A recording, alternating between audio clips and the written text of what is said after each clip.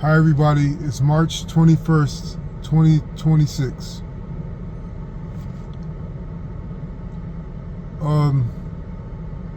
People put a lot of emphasis online on social media talking about what you choose to consume, what you choose to believe in, what you choose to let into your mental space. And just by the nature that our society, modern society is in, things are going to enter your consciousness no matter what you do.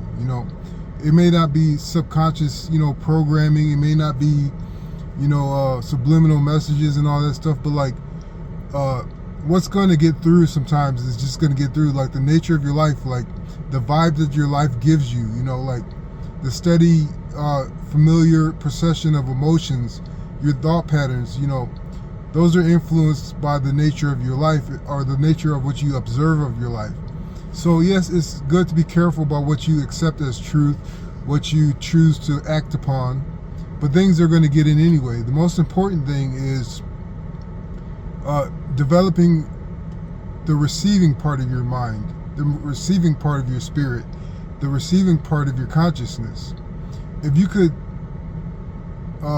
develop your receiving your receiving character into becoming something that responds with strength, that responds with faith, that responds with kindness and loving and healing, that's going to negate what gets through your filters. That's going to negate the negative things that enter your mind and try to get you to believe in them, try to get you to be scared of them, try to get you to submit to them. So it's not necessarily guarding your mind and beating up things that are trying to take you over. It's developing yourself in order to make those things basically ineffective against you and your life. So this gets me to thinking about the state of philosophy. We philosophize a lot in our lives, and philosophizing is important. It gives us a baseline. It gives us a grounding where to how to interpret the events of our life in the internal environment of our life. So in that regard, the state of philosophy that you're in, if you're in a hurting place, if you're in a dark place, if you're in a place that doesn't have a lot of hope, your philosophies are going to kind of challenge you to either submit to this darkness, or if you are of the light, if you are consciously seeking light and seeking healing, this is going to be your time to shine. When your life is dark, with your internal realm painful and full of suffering, if you rise to the occasion and allow your philosophies to be a tipping point in order to break out of that state, that's how you know that that's how you know that your spirit is in good shape. That's how you know that you are stronger than what is trying to bowl you over. So the philosophies aren't necessarily the most important thing. It's the way that your mind is working despite the darkness, despite the fear. Another thing I can say about the state of philosophy is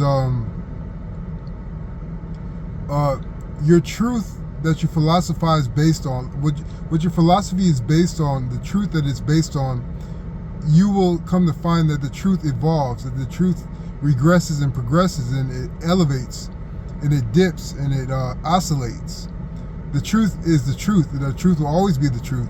And the truth is black and white most of the time, but the way that you interpret it shifts with what you have learned, what you have lived through. So just because something is true to you yesterday, it doesn't mean it's not true to you today, but the way that you are looking at it, it's going to appear to be different, and you're going to have to shift your definitions. You're going to have to align yourself mentally and spiritually and emotionally with it.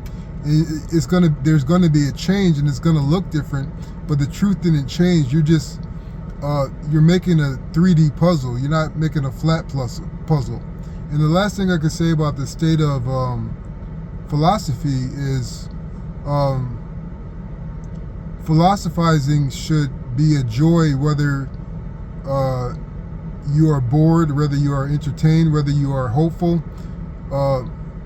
philosophizing should be a joy because you have the ability to do so. Even if you are handicapped in whatever sense of the word, the ability to philosophize and to bring wisdom and to bring character into your experience is a privilege that God has given us, and it should be used, and it should be a part of your life in the correct space in order to give you the spark. It's not there to live your life for you, but it's to give you a jumping off point in a history, in a dialogue with what is going on inside of you. So I hope this helps. Thanks.